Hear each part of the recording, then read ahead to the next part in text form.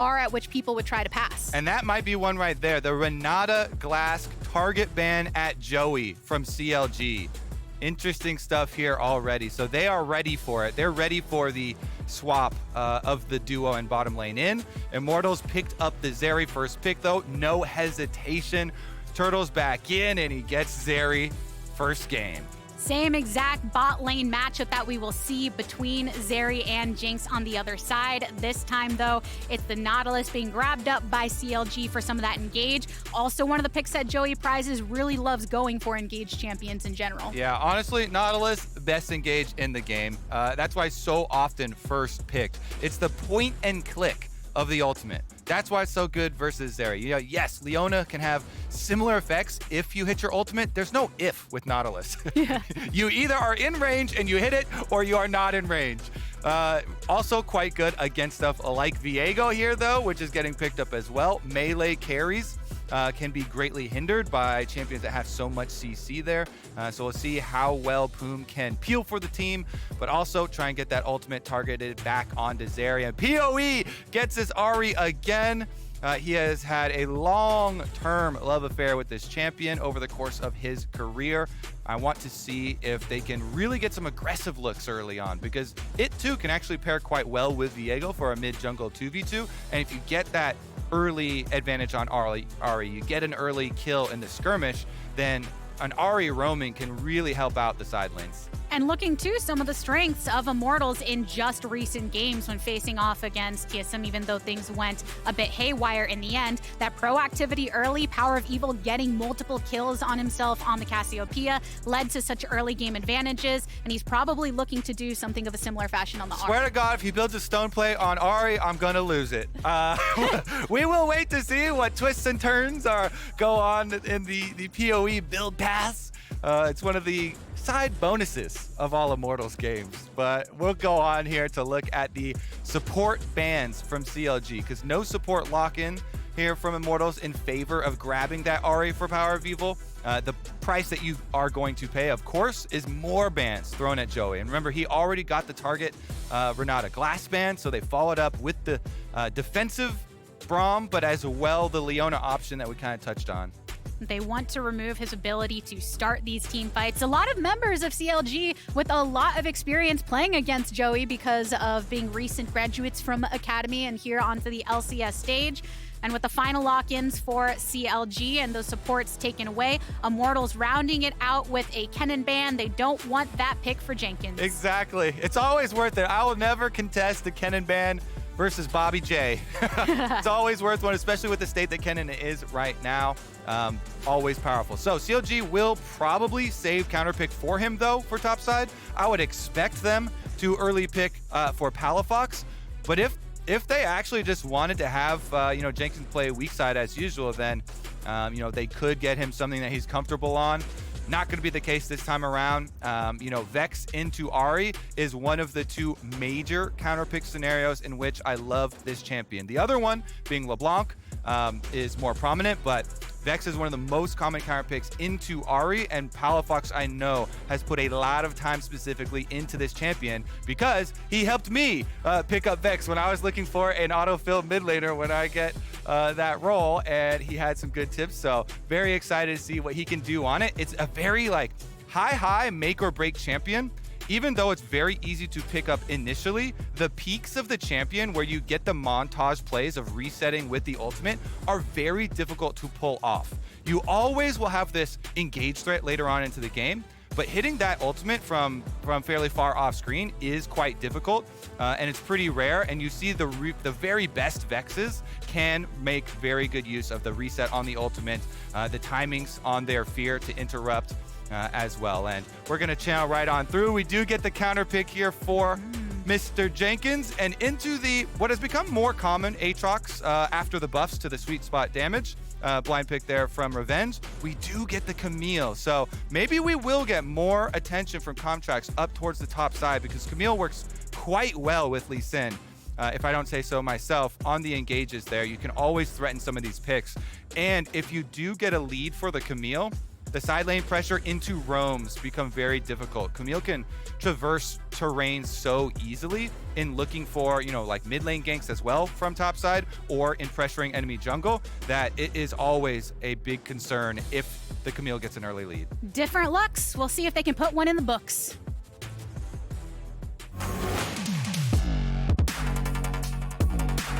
This is the sort of pride that gets you in those big moments, allows you to take down giants.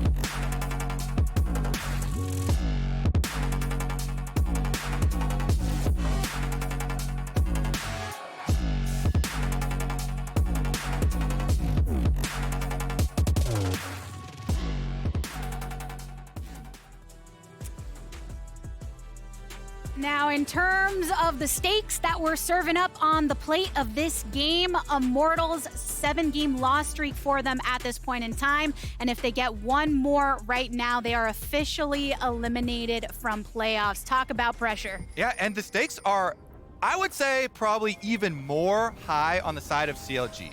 Because while this is an official elimination match for Immortals out of playoffs if they lose it, for CLG, their shot at getting into playoffs hinges already on some losses from, you know, Dignitas or Golden Guardians dropping down a little bit and CLG winning at least 2 of their super weak games.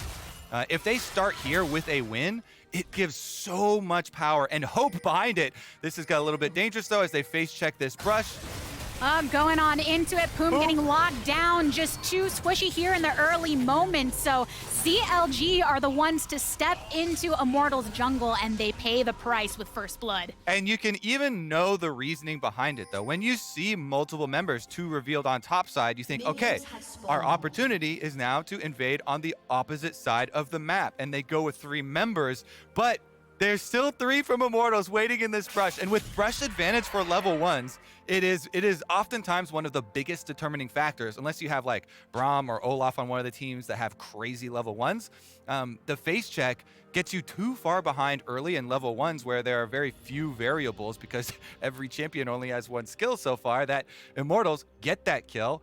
They get the punish here on the attempt from CLG. And I don't know if we need to watch this again, but Rocket flipped the switch replay here. We are going to get another look at it. It's just base check into Ignite, and he knows he's dead, so he doesn't flash at all. But very easy pickup there for Immortals.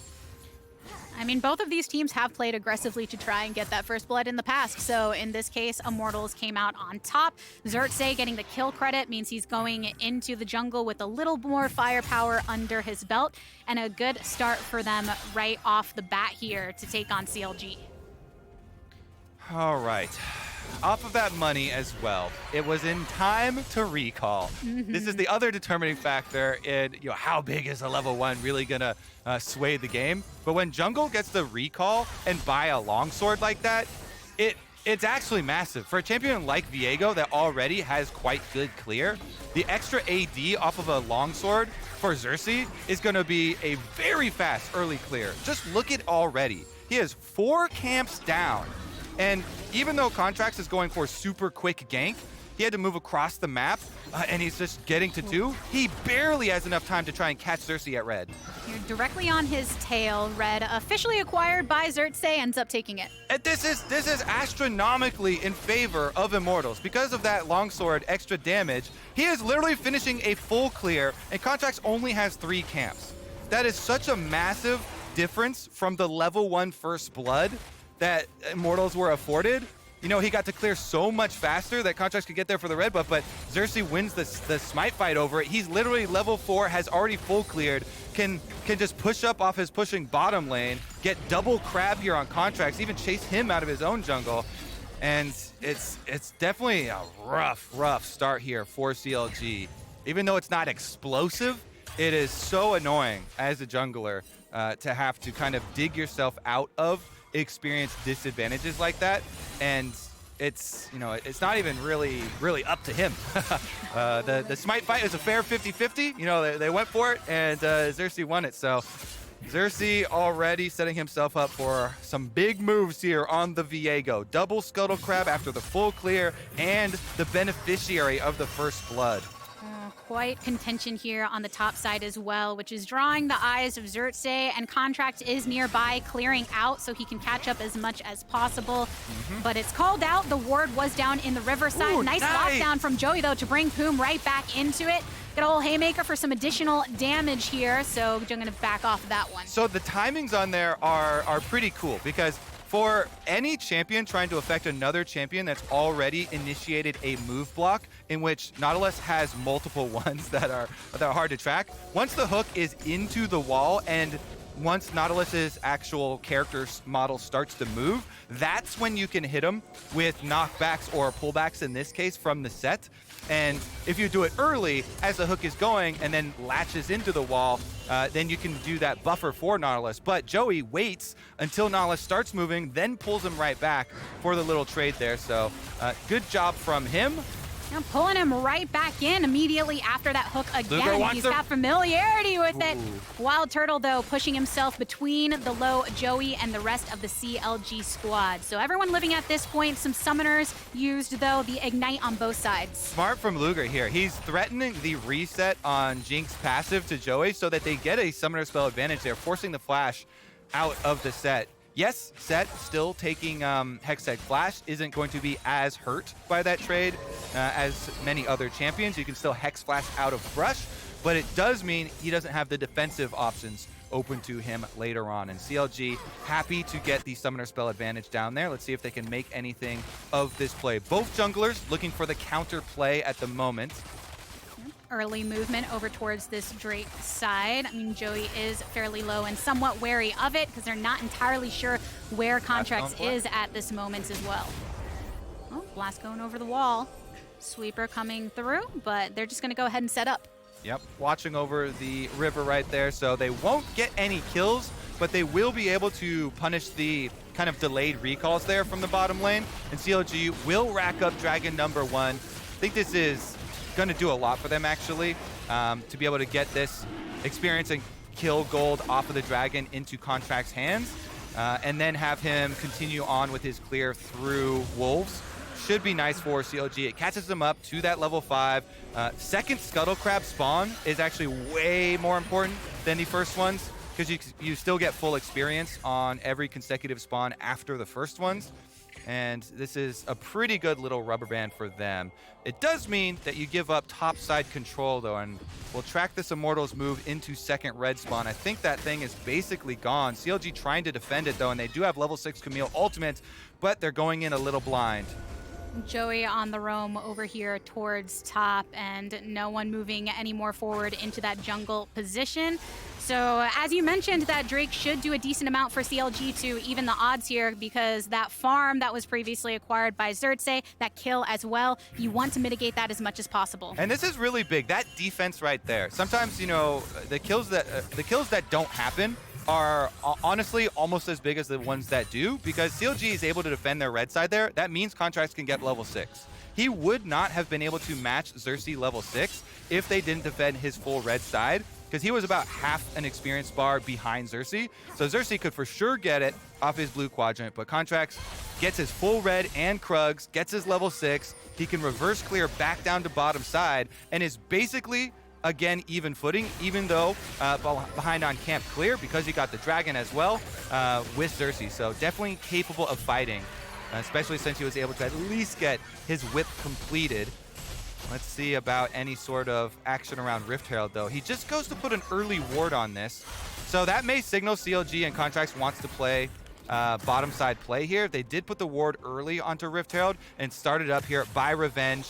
After the mid pull too, Palafox has no mana to help out with this defense. And there's a ult available from Jinx down from bot as well. A rotation happening from the CLG side.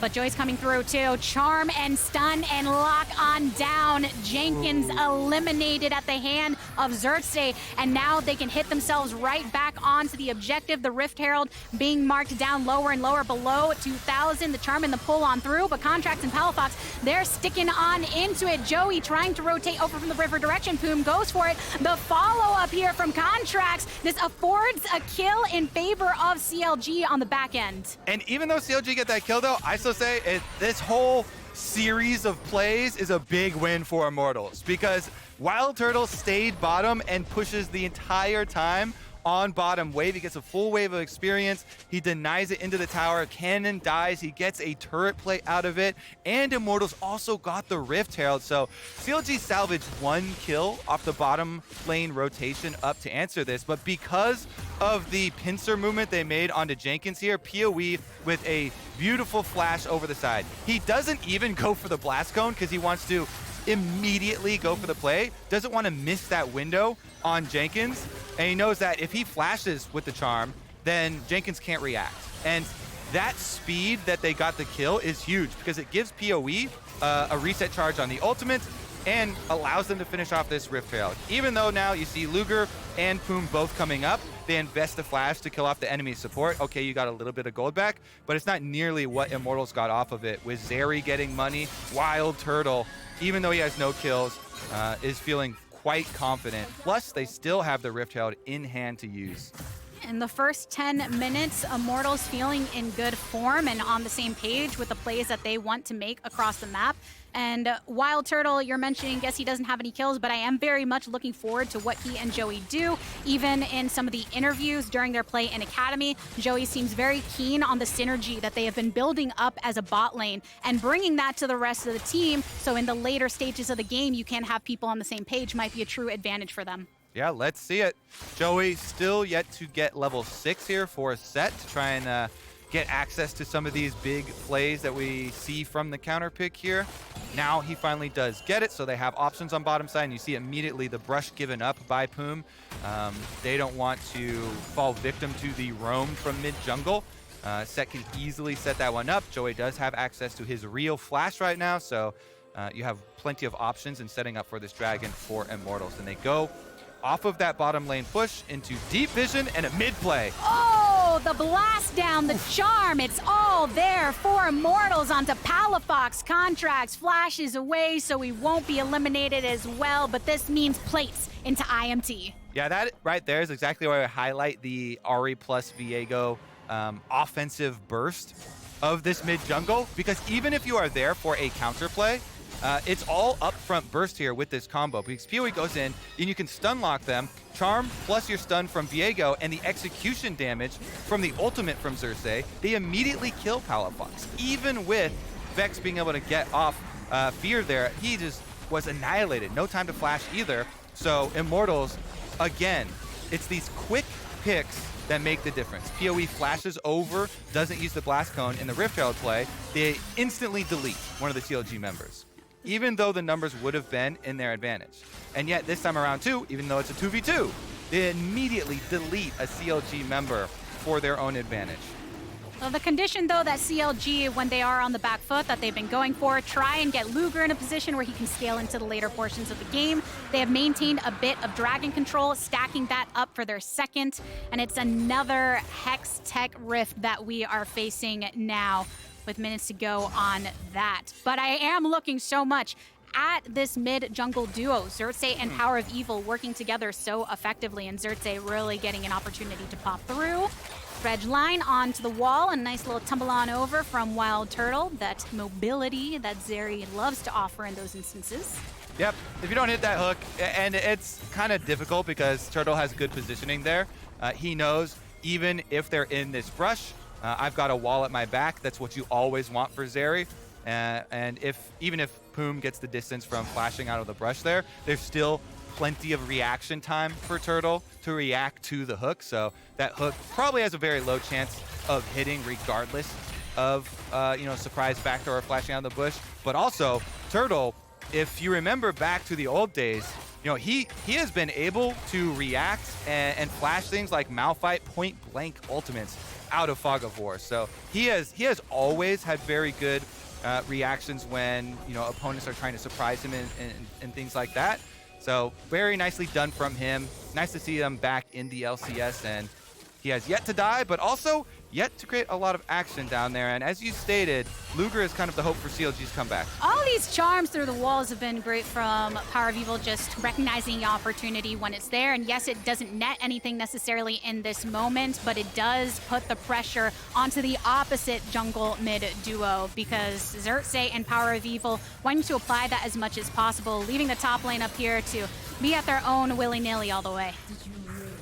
Definitely more difficult, too, for CLG to answer bottom lane plays with the damage that was done to mid tower.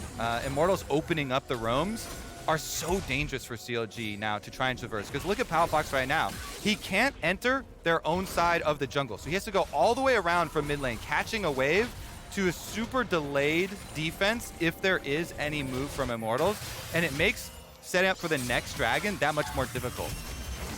And still got some time to do so. Jenkins brought down pretty low using those adaptive defenses to keep him alive, and will have to back off of that one with the wave pushing in for revenge. He's been able to get a decent chunk into this top tower. Yeah, Revenge has been pressuring this matchup pretty heavily here. Uses his flash and almost gets that kill. So close. Not quite enough damage to squeeze it out, but Jenkins very happy to live through that one, because now you get Summoner Spell advantage for the dragon that will come. Dragon number 3 will be pivotal. CLG, their only thing that they have to try and make their big comeback swing is the dragon stacking. Immortals have been able to get a 3.2k gold lead in trade for all these dragons that CLG have picked up after the proactive plays from Immortals, in hopes that from Immortals' perspective, they can just have the extra advantage leading up to this dragon and stop the combo here from CLG. But if CLG can push it through with an early setup, they've got a nice route here to still come back through the mid game. And they're taking the Rift Herald right now, and when you're talking about ways to set up for that dragon, sometimes even having that to throw down one of these lanes so you don't have that pressure coming from both sides, could be an opportunity for them to break open this Rift a little more, because a lot of the vision advantage has been in favor of IMT until this moment when CLG are moving as a unit to acquire it. And everything is going to hinge on that setup. So right now, Xerxe, Immortals, focusing on bottom side, and CLG kind of giving up their bottom side to go for this top play onto Revenge. Revenge hooked on through, knocked up. The CC gonna be continued and good. Poome tanking the shots like you should. So they do manage to get that kill, but on the opposite side, IMT see the opportunity. Xerxe and PowerOfEvil working in tandem once more, punishing Jenkins. Yeah, I think Jenkins just got a little too curious there. With the commitment of 3 members topside for CLG, a minute ahead of this dragon, CLG should completely give up their blue quadrant, their jungle. Yeah, it hurts because it makes it difficult for you to lead up to the dragon and get through your own territory, but you have to do it if you're committing to a topside dive like that. So kill acquired for CLG, but then kill also just given right back on the opposite side of the map, and Immortals are happy because they got to leave behind wards leading up to the dragon. So it actually looks quite good for Immortals on the next dragon. CLG, they're just going for the top kill instead. Only 20 seconds till that time. Wild Turtle flashing away, and that's a very speedy Zeri sidestepping the super mega death rocket as well. Oh, Contractz wants to go for the hit. Palafox from way downtown taking down the turtle. It is going to be 4 members topside for CLG, but you can see them immediately going for the dragon. Dragon number 3, Soul Point is up. Viego leashing it already. Contractz trying to go through mid, and it's going to be into Fog of War. Immortal set up first. Revenge is already down here as well, stunning up onto Jenkins, but he has Contractz directly behind him as well. Poome, but PowerOfEvil going over the wall with the Spirit Rush he has at his disposal. Palafox is here too. You have to be careful from that. Poome from the opposite side. Contractz bursted so low, he has to be taken out of it. Hextech Ultimatum thrown down onto 1. Xerxe no longer. There's 2 taken down for Immortals. The pop-up from Luger with the multiple kills, and CLG, they win the fight, and they get the Soul Point off the back of that. It's so huge for CLG. They get the pick on the top side of the map, and they are able to evade the trap from Immortals leading up to this dragon. They gave up the control of the setup on dragon in favor of picking off the kill first, and they were successful in both the kill and the retake of dragon. This is huge for CLG. Massive comeback swing for them. Didn't even have to use the Rift Herald before that to set it up, so they can now throw Dead down mid to get a single charge. Can't finish it off, but starting to see some of the advantages that they can use pressing into the 20-minute mark soon. You gotta be feeling a bit better for CLG's side. You certainly do. They chopped this gold lead down from 3.8k to 2k, and were able to get their Dragon Soul point. Critical kills for CLG, but also the evasion there inside the jungle, being able to disengage long enough for the reset from Palafox to come through, and then CLG were able to use their numbers advantage because they got the pick leading up to the fight. Now it's about what can Immortals get back. This tower literally only needs one more hit, so that thing is gonna go down at some point. PoE can just walk up, acquire the gold, and it's just gonna be a little bit of a delay on the recalls. Yeah, get a chance to reset off of that one. So while CLG has been winning out in the Dragons now on Soul Point, Immortals have been targeting the towers, taking down a lot of the outer rim, and taking a look at that Rocket flip the switch replay of what allowed them this advantage top. And I kind of like, you know, investing so much to the top side when everybody's eyes and everybody's minds are on the Dragon. They know that they're going to have time if they pull the play off quickly to transition.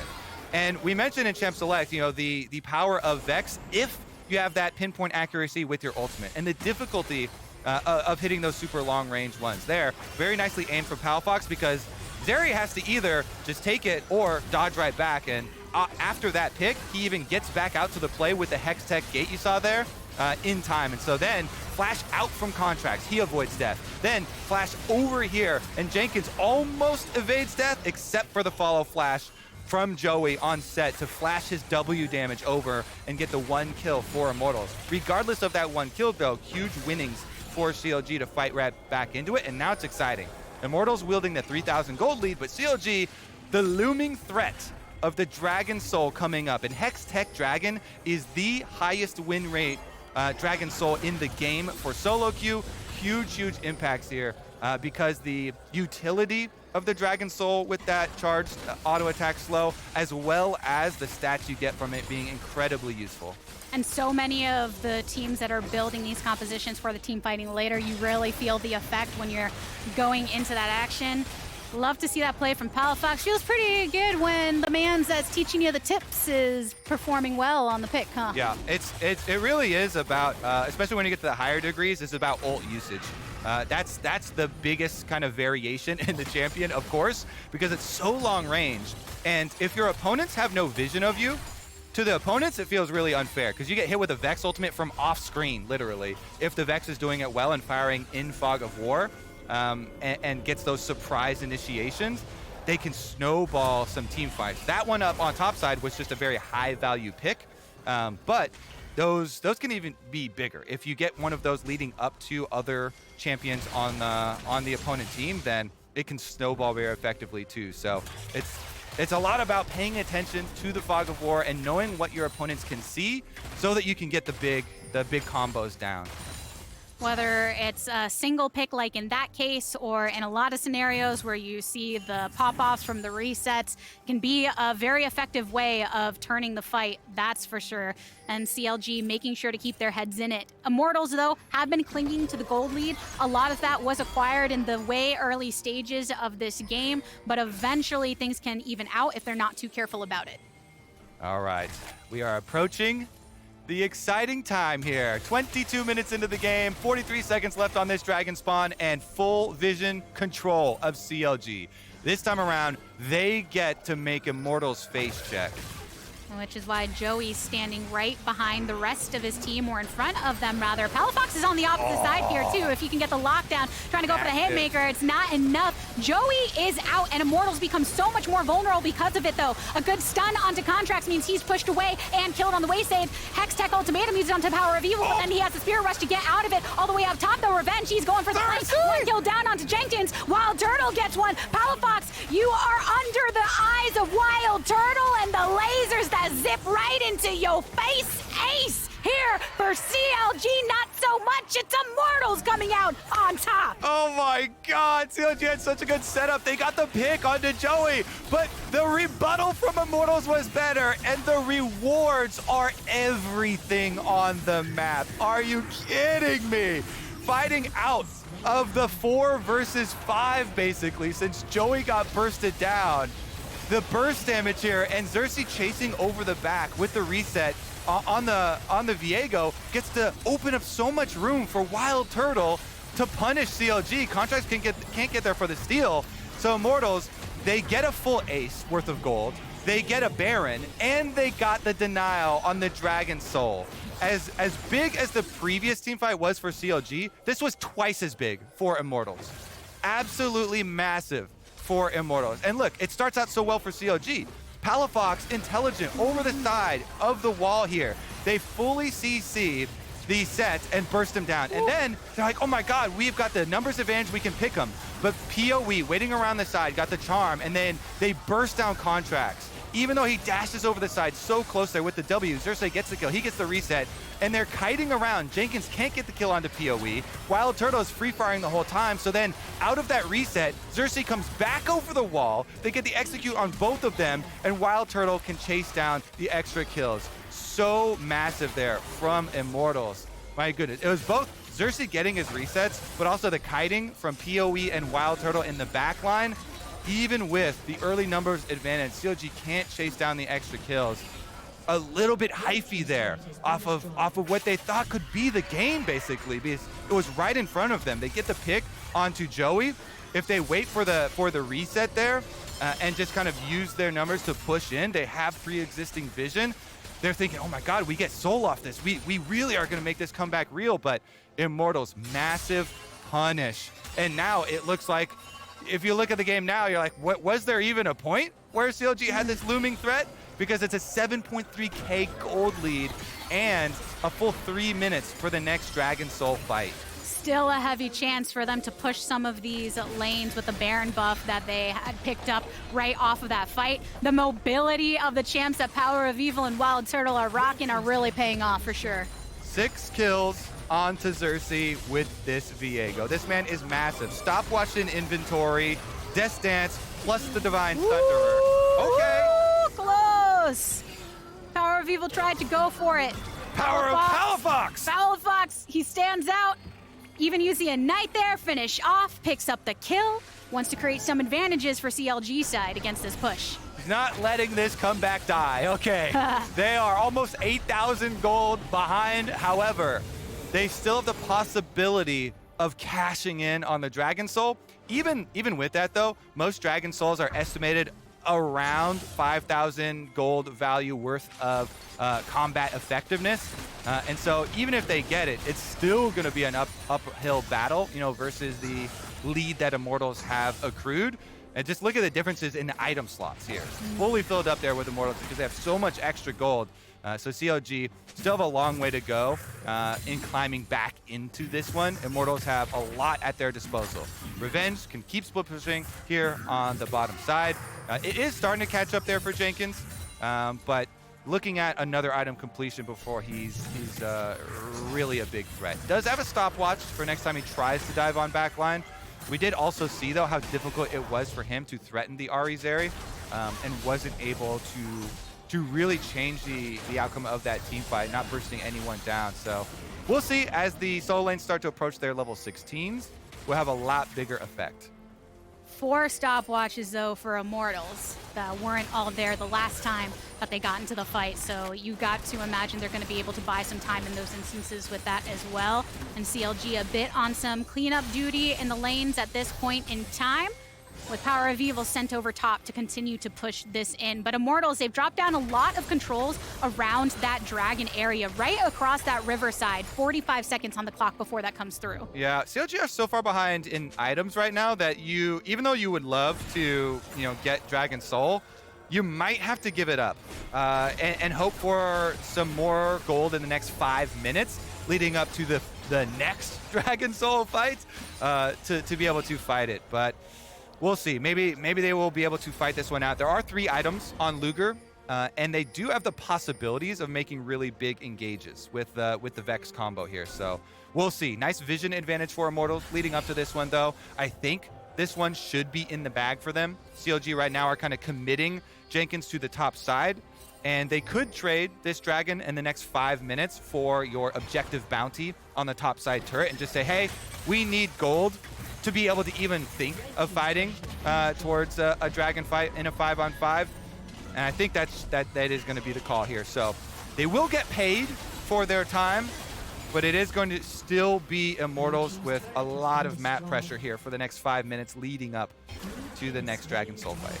Trying to close up that gold lead just a tad for CLG, and Xerxe did pick up that second Drake, so a delay on that soul as anticipated. CLG making sure to show that control in the face of the itemization that Immortals have accrued thus far. Also, all ultimates available, all the summoners available now that Ignite from Palafox has come up, so it should be a scrappy one the next time anybody tries to contest. Yep, Immortals feeling pretty good now. All right. 2 potential Dragon Souls denied by them, and they should be able to push out both sides first before transitioning their vision efforts over to Baron, in which case you get to look for picks. They have a lot of opportunities to push out on side and then look for picks around Baron. Let's see if PoE on this Ahri will be able to find anyone. He's been very, very effective thus far in this game in getting quick kills for their team. Joey also into the enemy jungle here around this Baron setup. It has officially spawned, and Immortals have been setting up for this as much as they can. And CLG, they don't want to give it up too much. Jenkins and Revenge on that bottom side do have Unleash Teleport available to them, and there are wards from both teams that can bring them into the fight if necessary. Yeah, one of the biggest worries for CLG and why the gold is so important is that when you're fighting something like a Viego, especially a Viego that's fed, it's important for your team to have options for combo breakers, with, you know, stopwatches or guardian angels, items of the like that are going to deny Viego those resets. And since Xerxe has 6 kills to his name, they kind of need to farm up more stopwatches. Like if Contractz could get one, especially too if Palafox could get one, because he wants to be a big initiator right into the middle there with Vex. If they could get those 2 stopwatches, then it would really help out their possibilities of fighting a team fight. And they're just so far behind in fighting capability that once he gets his death cap, then you still have to farm up the entire gold for stopwatch as well. And so they're looking to just buy time here around Baron, just try and defend and keep enough vision so that you know Immortals are not sneaking it. If you see Ahri, that's a good sign, because PoE is one of the scariest ones trying to look for picks.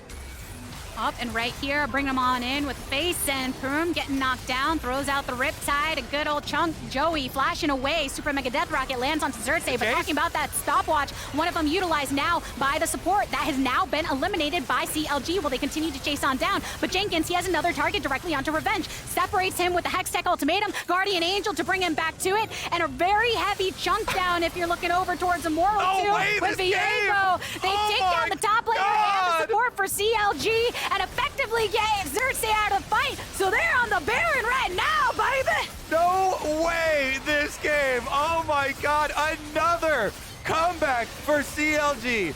Over 7,000 gold behind before they pick up these kills, and they find the picks in the jungle. It's just a face check. Joey walks into them. Can they get out of this Baron though? Let's wait to see if Immortals can claim anything. PoE sniffing around. He's got flash and ult on Ahri, and they can't get anything. CLG protect their own as a pack of 5. Strength in numbers. They get out. They get the Baron. They get the kills inside red. This is insane.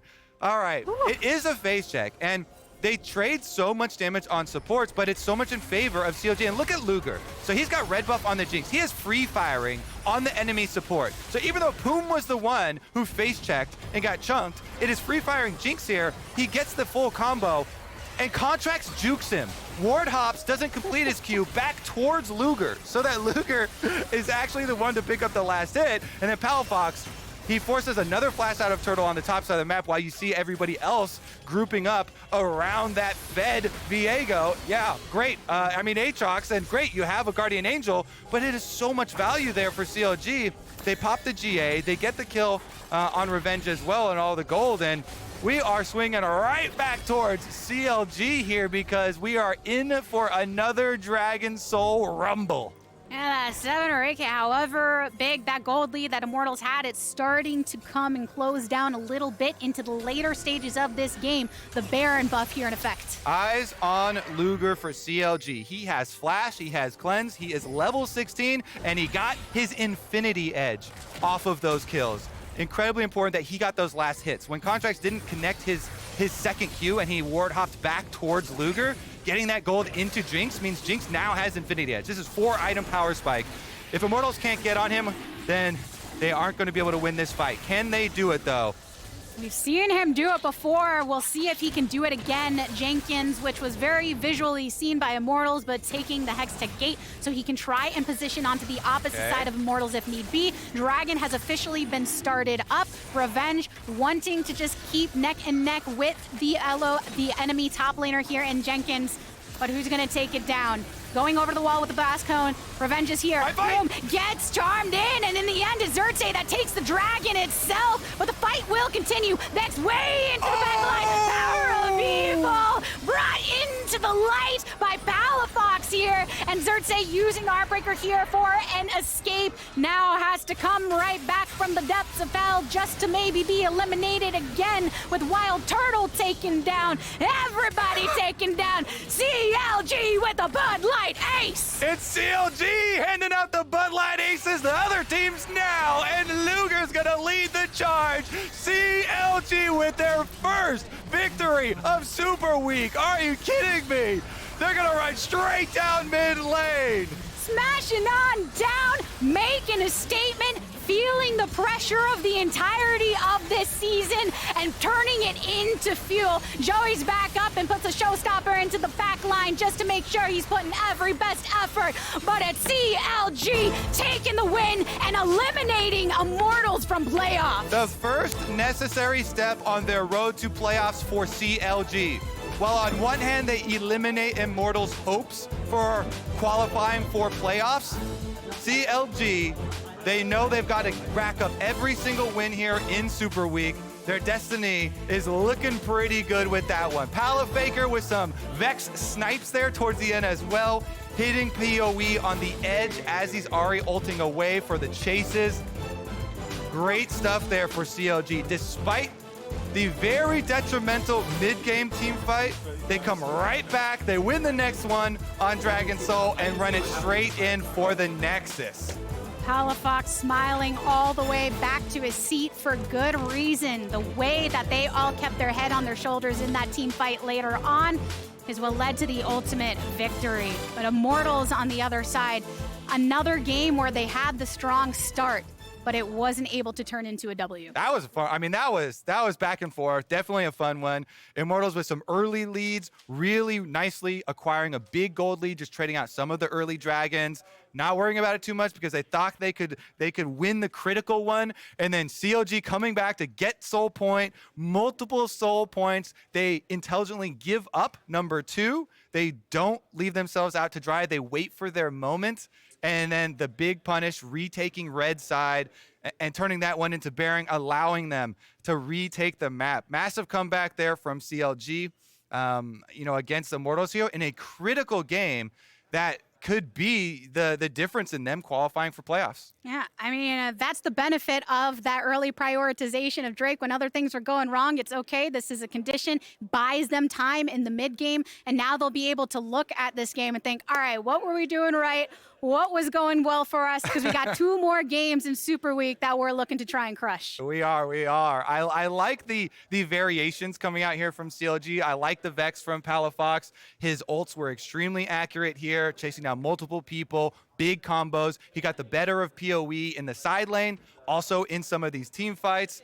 Honestly, excited here for the rest of the playoffs. Wow, and with that CLG